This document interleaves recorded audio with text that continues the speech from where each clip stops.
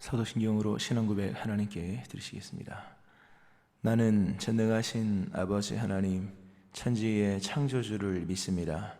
나는 그의 유일하신 아들, 우리 주 예수 그리스도를 믿습니다. 그는 성령으로 잉태되어 동정녀 마리아에게서 나시고 본디오 빌라도에게 고난을 받아 십자가에 못 박혀 죽으시고 장사된 지 사흘 만에 죽은 자 가운데서 다시 살아나셨으며 하늘에 오르시어 전능하신 아버지 하나님 우편에 앉아 계시다가 거기로부터 살아있는 자와 죽은 자를 심판하러 오십니다. 나는 성령을 믿으며 거룩한 공교회와 성도의 교제와 죄를 용서받는 것과 몸의 부활과 영생을 믿습니다. 아멘. 찬송가 535장 찬송 하나님께 드리시겠습니다. 찬송가 535장입니다.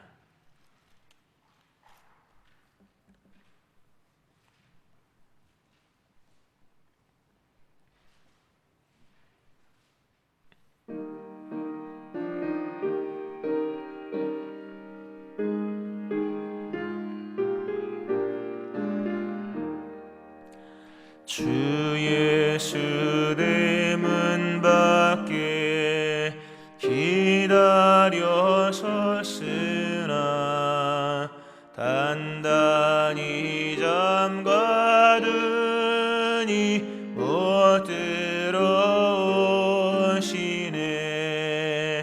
나 주를 믿노라고 그 이름 부르나 문 밖에 세워두니 참나 예수시라. 문 두드리는 손은 못 박힌 손이요 또 가시 멸류관은 그 이마 둘렀네. 이처럼 기다리심 참 사랑이로다. 문 굳게 닫아두니 한없는 내 죄라. 주 예수 간곡하게 권하는 말씀이 내 죄로 죽은 나를 너 박대할 소냐. 나 죄를 회개하고 문을 엽니다. 드셔서 좌정하사 떠나지 마소서. 아멘. 기도하시겠습니다.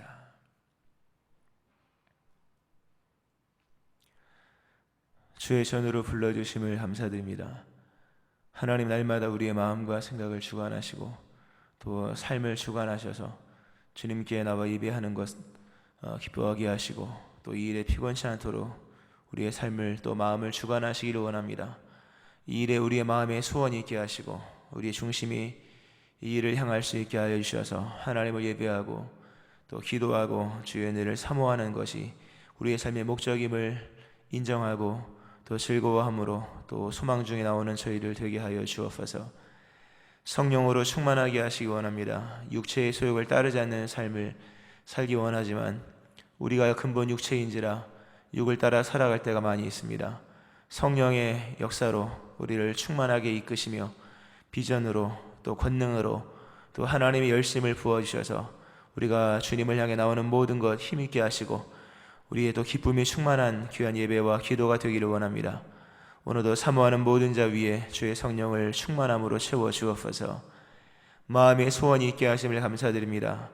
오늘도 기도하러 왔사오니 기도의 응답을 들으시는 하나님, 이 허락하신 하나님의 응답으로 인하여 오늘도 우리의 삶에 하나님의 풍성한 은총이 나타남으로 생업과 또 가정과 일들 또 육체가 하나님의 도우심으로 은혜 받고 회복되고 치유되는 귀한 새벽이 될 수 있게 하여 주옵소서.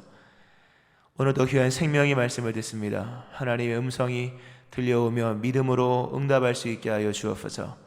예물 드린 심령들을 복되게 하시고 뜻이 있어 간구하는 제목들 또 드린 예물을 기쁘게 받으시며 이들의 삶에 하나님 풍성한 것들로 또 때가 되어 이루시는 하나님의 응답이 속히 임할 수 있게 하여 주옵소서. 축복하며 예수님의 이름으로 기도합니다. 아멘. 이사야 63장 15절부터 19절 말씀 보시겠습니다.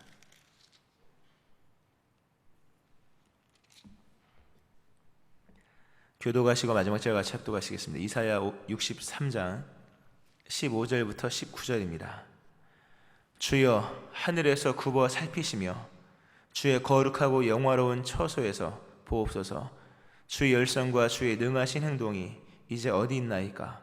주께서 베푸시던 간곡한 자비와 사랑이 내게 그쳤나이다.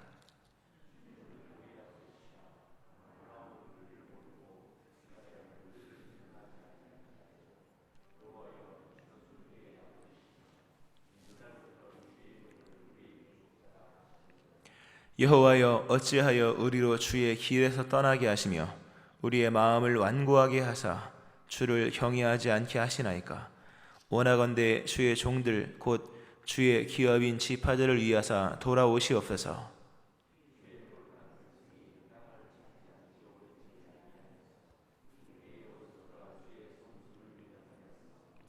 우리는 주의 다스림을 받지 못하는 자 같으며 주의 이름으로 일컬음을 받지 못하는 자 같이 되었나이다.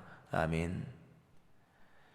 하나님의 크신 은혜가 오늘 새벽에 나와서 예배하시는 여러분들이 함께 하시기를 주의 이름으로 축원합니다. 아멘.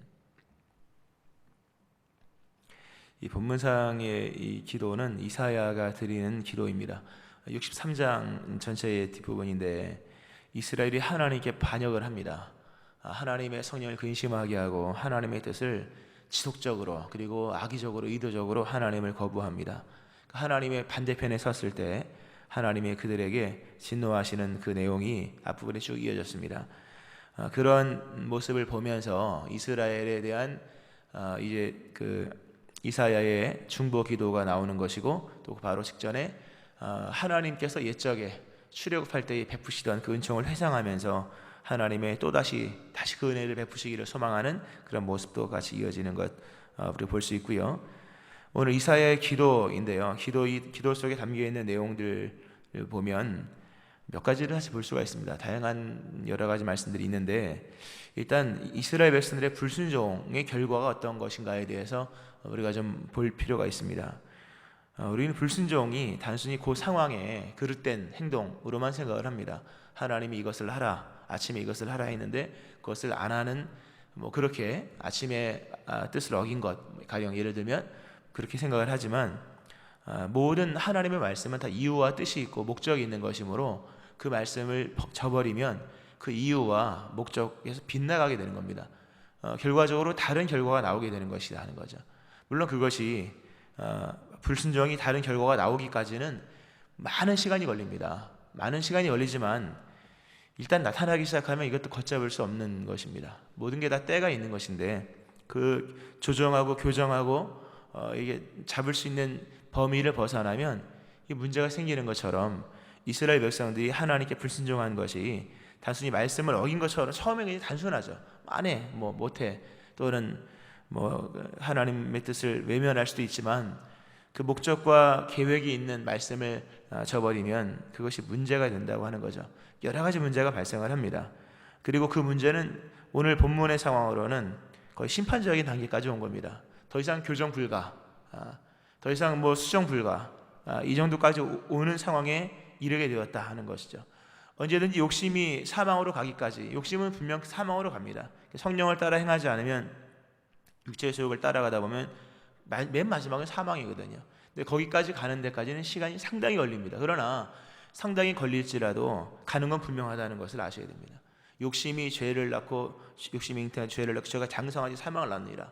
잉태하여 낳고 난 게 사망, 장성하여 그게 사망으로 되기까지 얼마나 많은 시간이 걸리겠습니까마는 그건 시간 문제일 뿐이지 결과는 이미 욕심에서 사망으로, 욕심은 곧 사망인 거죠. 육체를 따라 행하면 당장은 유익인 것 같으나 그것은 결국 필경은 사망입니다. 우리에게 주어진 은총과 구원의 기회는 그것에서 돌이킬 수 있는 시간들이라는 것, 우리가 늘 기억을 해야 될 것입니다.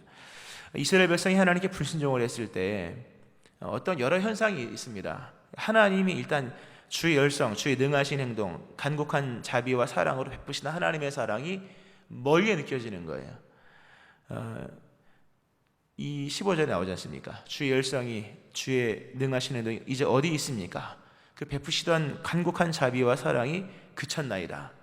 믿음 생활이 점점 멀어지면 하나님과 멀어지는 거잖아요. 하나님과 멀어지면 하나님의 어떤 사랑과 자비가 멀게 느껴집니다. 점점 멀게 나중에는 안 느껴지는 거예요. 하나님의 은혜와 사랑이 안 느껴지는 것이, 물론 우리가 맨날 붙잡고 보고 이렇게 집착에 가까운 하나님을 향한 사랑, 그것도 문제이겠지만 뭔가 멈춰지고 하나님은 부르면 대답하시는 분이고 찾으면 만나는 분입니다. 항상 옆에서 이렇게 밀착해서 우리를 이렇게 하는 분이 아니거든요. 그렇지만 하나님은 부르면 만날 수 있고 찾으면 만날 수 있고 하는 거거든요. 반드시 자신의 살아계심을 우리의 일상의 삶에서 중간중간 말씀하시거든요. 보여주시거든요. 그래서 주님이 나와 함께 하시는구나. 꼭 큰 일은 아닐지라도. 근데 그런 것이 서서히 끊쳐진다고 하는 것은 하나님과 관계가 멀어지고 있구나라는 것을 알 수 있겠죠. 또 그런가 하면 하나님께서, 우리가 하나님께 불순종을 하면 하나님은 일단 권면을 하십니다. 재차 권면하시고 말씀하십니다. 계속 돌아오라. 그럼에도 하나님의 말씀을 계속 거역을 하잖아요. 하나님 말씀을 계속 반복적으로 또는 계속 불순종으로 나가게 되면 하나님이 떠나십니다. 물론 하나님이 아주 떠나는 건 아니죠. 그러나 하나님이 떠나십니다. 하나님이 떠나면 어떤 마음이 생기냐면 오늘 말씀 그대로예요. 17절에 나온 것처럼 우리 마음이 완고해집니다. 우리 마음에 여호와를 경외하는 마음이 사라지는 거예요. 우리 마음 속에 우리 마음이 완고해지는, 우리 마음이 하나님을 향한 마음, 우리 마음 안에 하나님을 향한 마음이 생기고 또 우리 마음 안에 하나님을 경외하는 마음이 생기고 주를 향한 소원이 생기는 것은 우리 마음에서 시작된 게 아닌 거예요. 하나님이 우리 마음을 붙잡아 주실 때 우리 마음이 이제 살아나는 거거든요. 마치 씨앗이 물 속에 들어가고 땅 속에 들어갈 때만 싹이 나잖아요. 씨앗 속에 생명이 있지만 씨앗이 씨앗으로 나면 천년 만년 가도 싹 하나 안 나거든요. 근데 씨앗이 물 속에 들어가든지 아니면 씨앗이 흙 속에 들어가면 거기서 반응이 일어나서 싹이 나서 뭐가 나무가 되든 콩이 되든 밭이 되든 되는 건데, 우리의 믿음도 그러한 겁니다. 하나님 안에 있을 때에만 좋은 싹이 나고 하나님 안에서 자원성도 생기고 하는 건데, 하나님이 떠나시면 우리 마음이 완고해집니다. 기도하고 싶은 마음, 찬양하고 싶은 마음, 말씀 읽고 싶은 마음, 이런 마음이 사라지는 거예요. 이거 무서운 거예요. 우리는 종종 그런 생각을 합니다. 아주 잘못된 생각이죠. 마음만 먹으면 언제든지 기도할 수 있을 것 같은 생각들. 나는 마음만 먹으면 다음에 또 기도하지, 이런 거 있지 않습니까? 이것부터 시작해서 마음만 먹으면 나중에 나중에 순종하지, 마음만 먹고 나중에 마음만 먹으면 충성할 수 있어, 마음만 먹으면 헌신할 수 있어. 그건 교만 중에 상교만입니다. 누구든 은혜의 때와 구원의 날을 임의로 만들 수는 없는 거예요. 은혜의 때 안에서 기도할 수 있는 것이고 구원의 날 안에서만 은총을 입는 겁니다. 어느 누구도 제멋대로 하나님을 조정할 수는 없어요. 난 지금 싫어요 하나님, 나중에 할게요. 그건 하나님을 조정하는 겁니다. 하나님이 주신 은총의 기회를 가지고 친히 찾아오셨을 때 거기에 응답하게 내가 기도하고 내가 순종하고 충성하는 거지, 하나님이 떠나버리면요 누구도 하나님의 때를 다시는 만들 수 없습니다. 그러니까 우리가 그러잖아요. 올해 못하고 내년에 하겠습니다. 이거는 참 위험한 발상들이에요. 오늘 안 하고 내일 하겠습니다. 우리가 마음만 먹으면 기도할 수 있을 것 같잖아요, 여러분. 오늘 보면 중요한 얘기나 여호와의 돌아오시옵소서. 참 이거 애절한 기도인데, 하나님이 떠나버리면 누가 여러분 우리가 죄를 회개한다고 회개가 되겠습니까? 내가 죄를 열거한다고 여러분 회개라고 생각하십니까? 하나님의 영이 임해야 되는 거예요. 우리가 회개할 때 느끼잖아요. 아무리 죄를 회개하려고 해도 죄는 알지만 마음이 영이 임하지 않는 거예요. 그냥 먼지 풀풀 나는 기도에 불과한 거예요. 그 회개된 거 아닙니다, 여러분. 회개가 되면 하나님이 오시는 거예요. 회개는 죄를 열거하는 게 아닌 거예요. 그분이 오셔야 되는 거죠. 근데 그분이 안 오시고 떠나가 버리시면 이건 소용없는 거죠. 그러니까 우리가 이러한 부분에서, 그러니까 이스라엘 백성이 불순종을 길게 했을 때 그들 마음속에 하나님을 향한 경외와 또 간절한 마음이 다 사라지는 거예요. 그 완고한 상태가 이르는 거죠. 그러니까 심각한 문제입니다. 이러한 상태 되지 않도록 언제나 지금 은혜 받을 만한 지금이 구원의 날이지 않습니까? 미루는 건 아닙니다. 절대로. 뭐 짧게 할 수 있고 뭐 좀 부족하게 할 수 있지만 자꾸 하나님의 때를 임의로 조정하여서 제멋대로 하나님의 때를 조정한다거나 은혜의 때를 임의로 만들 것처럼 얘기하면 안 되는 거죠. 오늘도 기도하고 오늘도 순종하고 오늘도 맡겨진 일에 부족하지만 힘을 다해서 나가는 모습이 필요한 거죠. 또 하나님께 불순종했을 때 오늘 보면 주의 성소가 원수들에게 유린을 당한다.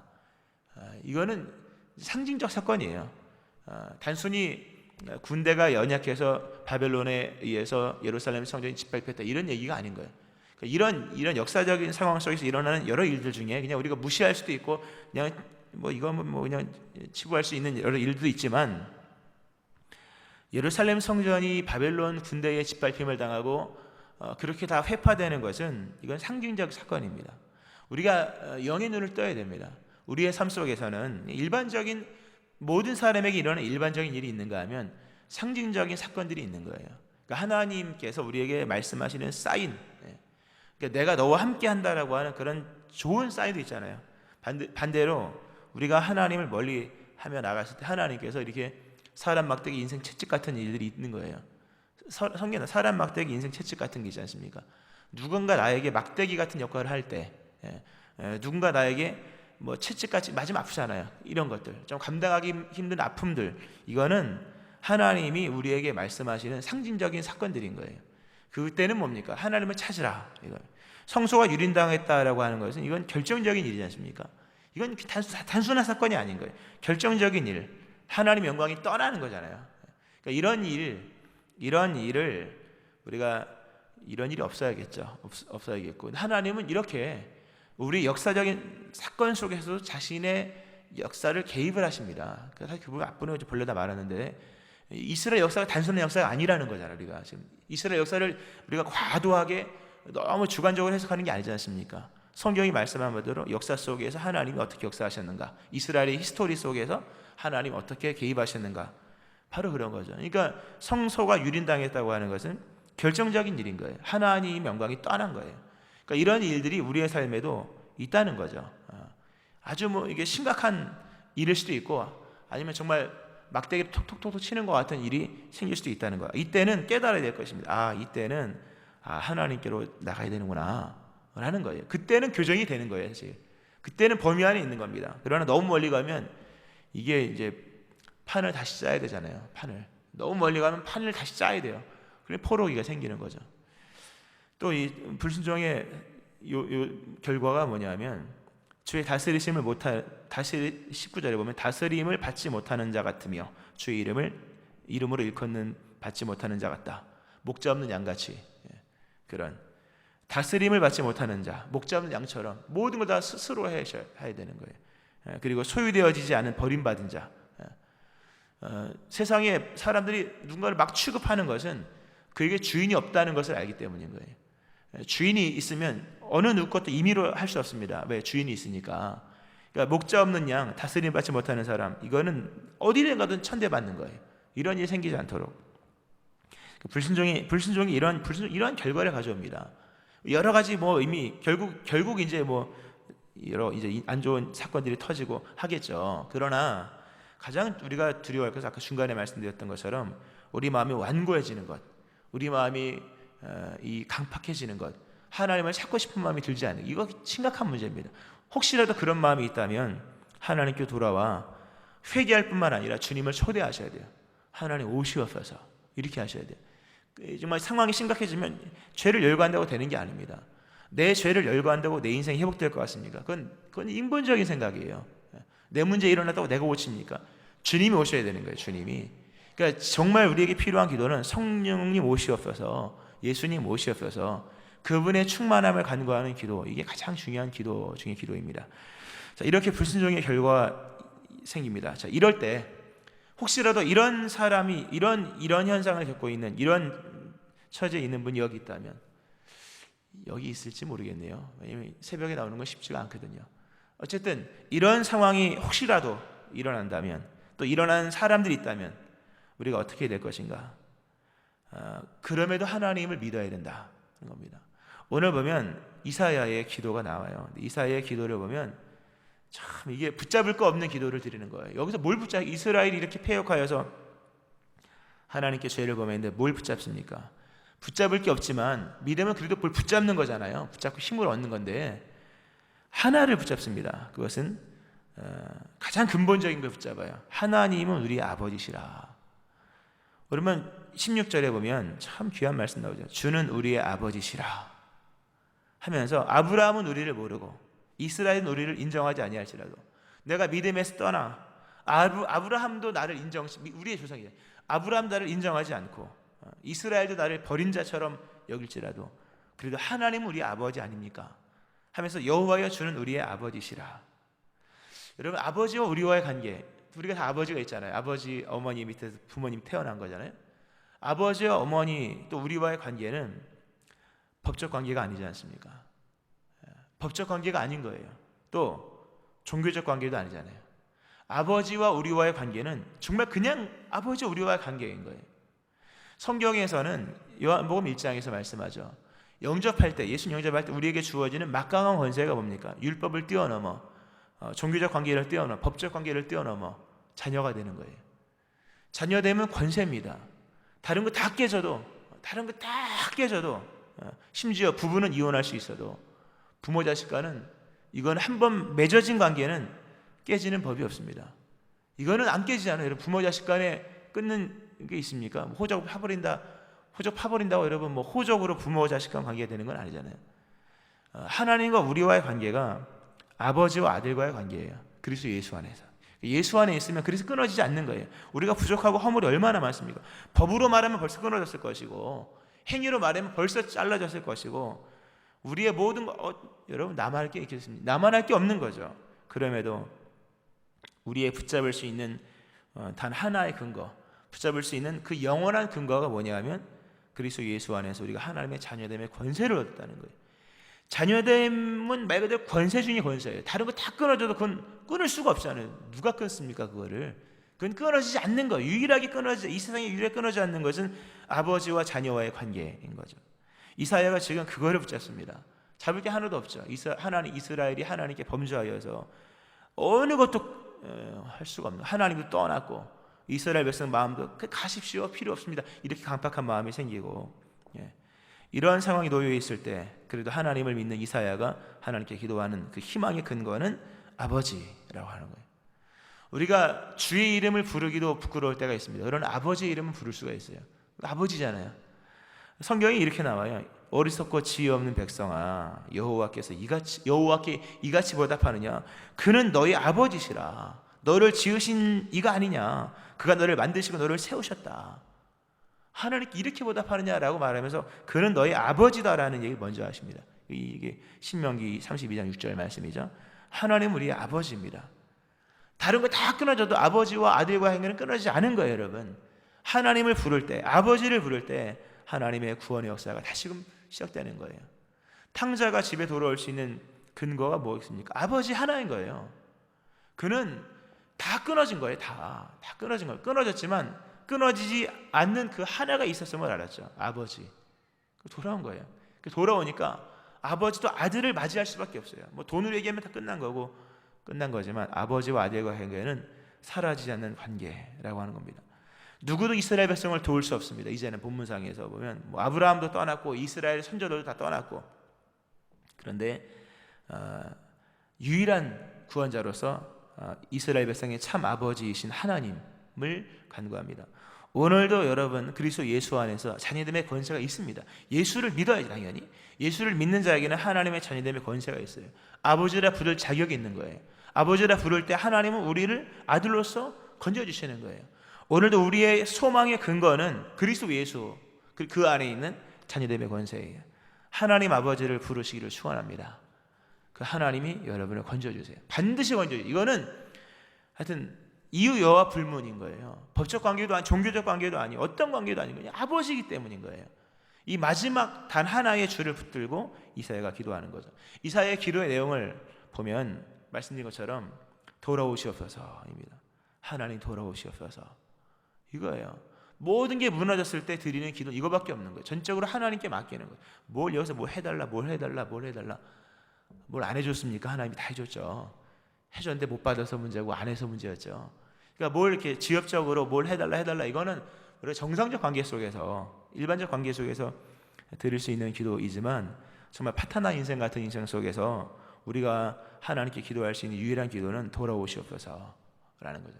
그리고 아까 좀 전에 말씀드렸던 거 다시 한번 강조한다면, 내가 마음만 먹으면 기도할 수 있을 것 같고 마음만 먹으면 오늘 못하면 내일 할 것 같지만 하나님이 역사하지 않으시면 아무것도 안 되는 거예요.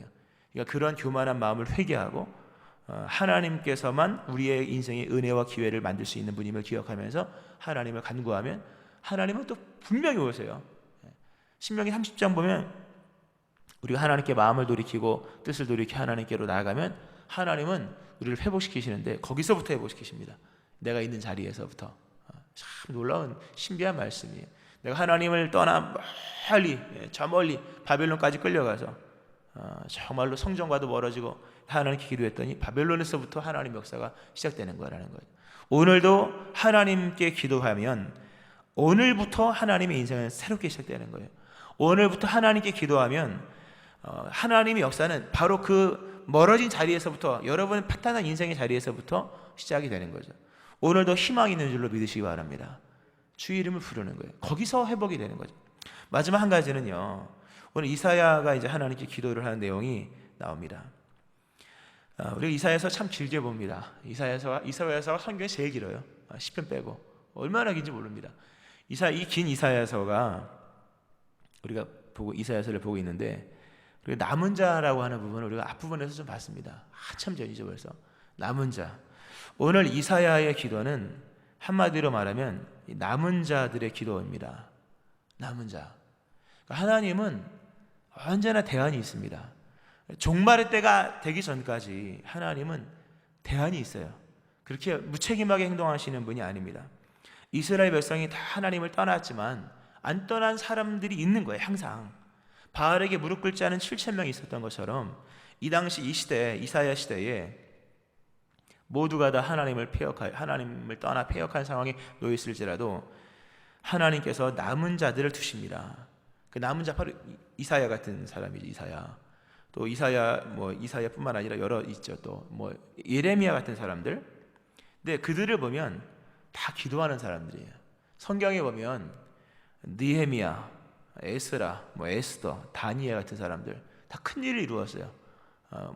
느헤미야는 성벽을 중건하고, 또 수룹바벨은 성전을 재건하고, 에스더는 말씀의 부흥을 가져오고, 다니엘은 정말 믿음의 하나님이 그래도 우리와 함께 하신다라는 것을 포로기 때 보여준 몇 사람들이잖아요. 나와는 함께 하지 않아도 그와 함께 하시는 모습 보면 하나님은 살아계시구나 이렇게 되는 건데, 그 정말로 하나님의 함께 하심을 보여주는 사람 다니엘, 이런 사람들, 큰 일을 이룬 사람들이죠 그 당시에. 근데 이 사람들의 특징은 다 기도하는 사람들이잖아요. 느헤미야서의 기도가 나오죠. 에스라의 그 절절한 기도, 우리의 죄가 정수리까지 미쳤다, 낯이 부끄러워서 그런 기도. 에스더 금식 기도하고, 다니엘 하나님께 기도하며 금식하니 세일의 기도 하잖아요. 이 사람들, 남은 자들, 하나님은 남은 자들 남겨두셔서 자신의 영광을 나타내시고 회복시키시고 펼쳐가세요. 하나님의 씨앗들이죠, 소위 말해서. 근데 이들의 특징은 다 기도하는 사람들이에요. 그 남은 자들의 기도, 에스라, 느헤미야 다 나옵니다. 이런 기도. 신기하게도 하나님은 그 남은 자들의 기도를 들으십니다. 다시 시온을, 예루살렘을 재건하기 위해서 남은 자를 두십니다. 그러니까 하나님이 남은 자를 남겨두심은 그들을 통하여 하나님의 역사를 이루시기 위함인 거예요. 그리고 남은 자들의 특징은 뭐냐면 그 무너진 하나님의 나라와 일을 위해서 정말 열렬히 기도한다는 거죠. 오늘도 보면 이사야의 기도는 참 애잔한 기도예요. 예레미야의 기도, 느헤미야 기도, 에스라의 기도, 결국 그 기도를 하나님이 들으신다. 이 얘기를 제가 말씀을 드리는가 하면 힘을 내라는 말씀입니다. 하나님께서는 위로와 격려, 또 약속의 응답이에요. 이 남은 자들의 기도의 특징은 뭐냐면, 오늘 본문이 오늘 본문을 제목을 보신다면 남은 자들의 기도예요. 여러 불순종에 대해 얘기를 봤습니다만, 이사야의 기도인데 이 제목을 붙이면 남은 자들의 기도요, 민족의 애가 같은 거예요. 남은 자들의 기도이며 동시에 민족시가 시편의 한 부분 같아요. 민족시 또 민족 애가, 민족을 향해 애끓는 마음으로 기도하는 노래 같은 거예요. 그러니까 이 이 남은 자들의 기도의 특징을 한번 보면 애끓는 마음이 있는 거예요. 중보기도잖아요. 당연히 중보기도인데 그냥 뭐 지원하는 기도가 아니라 내가 거기 나를 던지는 듯한 기도, 애끓는 기도, 마음을 품는 기도, 그리고 나와 그것 또는 나와 그 사람, 나와 그 사건이 일치된 마음으로 기도하는 거, 이게 남은 자예요. 근데 이 사람들의 기도는 반드시 이루어져요. 하나님이 이것을 위해 남겨놨기 때문에. 여러분의 가정, 우리가 오늘도 기도하러 왔는데 소위 말해서 우리가 이 남은 자라는 칭호를 나에게 적용하기엔 좀 너무 과할 수 있겠으나, 내가 우리 가정의 남은 자일 수 있는 거예요. 내가 우리 가정 또 우리 교회, 어느 교회든 보면 항상 남은 자는 있어요. 어느 시대든 간에 남은 자가 있다는 거죠. 우리가 남은 자일 수 있다는 겁니다. 여러분의 가정이 아무도 안 믿어요. 가령 아무도 안 믿는데 나에게는 기도가 이루어지고 기도가 되고 끓는 마음, 애끓는 마음 변치 않고 계속 기도가 된다면 그 사람은 남은 자예요. 그리고 하나님은 그 사람의 기도를 통해 그 가정을 회복시키는 거예요. 그러니까 하나님은 그런 사람을 통해서 그 사업을 일으키시는 거예요. 하나님은 그 사람을 통해서 교회를 일으키시는 거죠. 그러니까 남은 자로서 나를 세우셨을 때 내게 일어나는 마음은 애끓는 마음, 기도하는 마음, 끊이지 않는 마음인 거예요. 그 마음이 있거든 그 마음을 계속 하나님께 아뢰면서 기도하는 거죠. 그럼 하나님께서 들으신다는 말씀입니다. 이사야, 참 본문의 말씀, 참 이 절절한 말씀이죠. 하나님은 나중에 다 들어주십니다. 예레미야의 기도, 느헤미야의 기도, 에스라의 기도, 에스더의 기도, 다니엘의 기도 다 이루어져요. 오늘 여러분은 아마 남은 자일 겁니다. 여러분의 가정이 남은 자일 거예요. 여러분을 통해서 하나님은 큰 일을 이루실 겁니다. 여러분의 마음속에 단순한 기도가 아니라 끓는 마음이 있잖아요. 끓는 마음, 애끓는 마음, 민족 애가 같은 이런 마음이 여러분의 마음속에 있을 겁니다. 하나님이 여러분으로 하여금 기도하게 하시는 거예요. 낙심하지 말고 믿음을 가지고 기도하세요. 때가 되면 반드시 그 기도 응답하시고 여러분을 통해 자녀와 가정과 남편과 직장과 사업과 또 여러분의 환경과 또는 시댁, 친정 또는 여러분의 교회, 우리 교회 회복시켜 주실 것입니다. 이러한 남은 자들의 기도를 하나님을 향해 드리고 응답받는 여러분 되어지기를 주의 이름으로 축원합니다. 아멘. 기도하겠습니다. 하나님 아버지, 불순종으로 인하여 돌이킬 수 없는 상황에 이르게 되었고 불순종으로 인하여 더 이상 교정할 수 없어 다시금 판을 새로 구성하셔야만 하는 절망적 상황에 놓여 있을지라도 하나님 이사야를 통해 기도하게 하시는 하나님의 역사를 봅니다.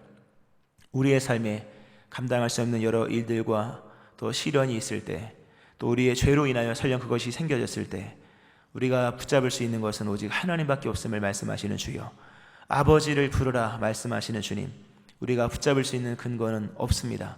오직 그리스도 예수 안에 있는 하나님의 자녀됨의 권세 속에 하나님을 아버지라 부르는 것밖에 없습니다. 하나님 들으시며 응답하여 주옵소서. 하나님 이제 우리에게 돌아오셔서 우리의 삶을 회복시켜 주옵소서. 특별히 하나님 이 자리에 남은 자로 심겨두신 저희 백성들이 있습니다.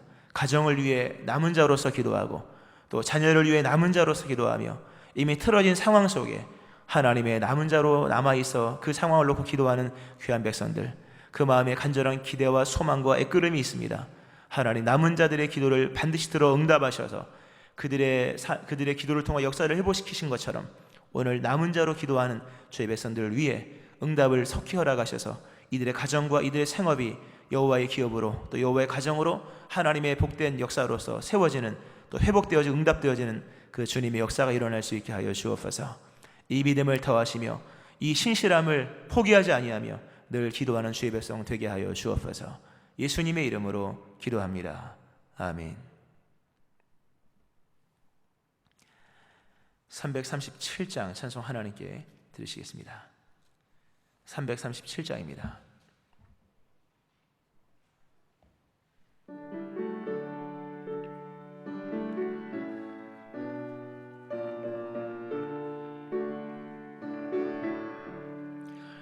내 모든 시험 무거운 짐을 주 예수 앞에 아뢰이면 근심에 쌓인 날 돌아보사 내 근심 모두 맡으시네. 무거운 짐을 나 홀로 지고 견디다 못해 쓰러질 때 불쌍히 여겨 구원해 주리. 은혜의 주님 오직 예수.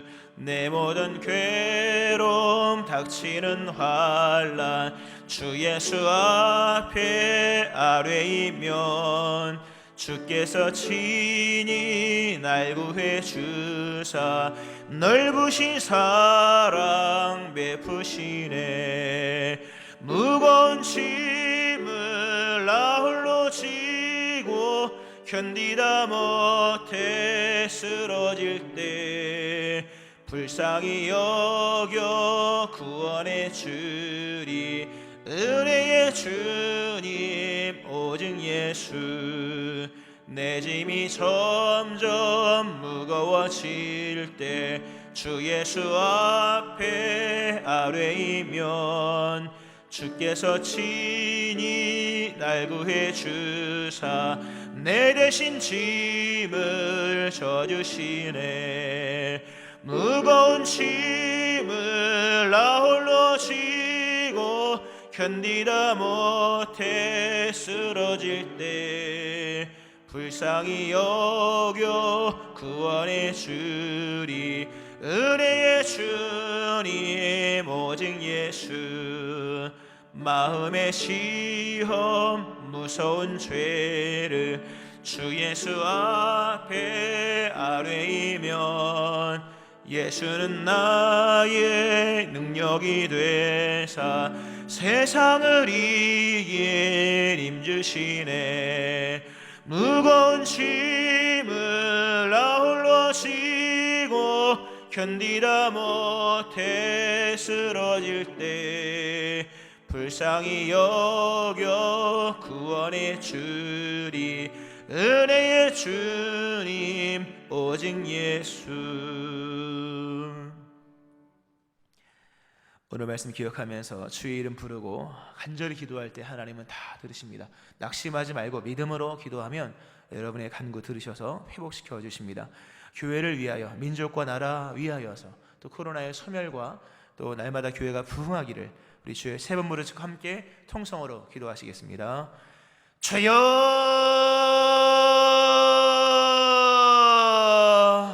주여,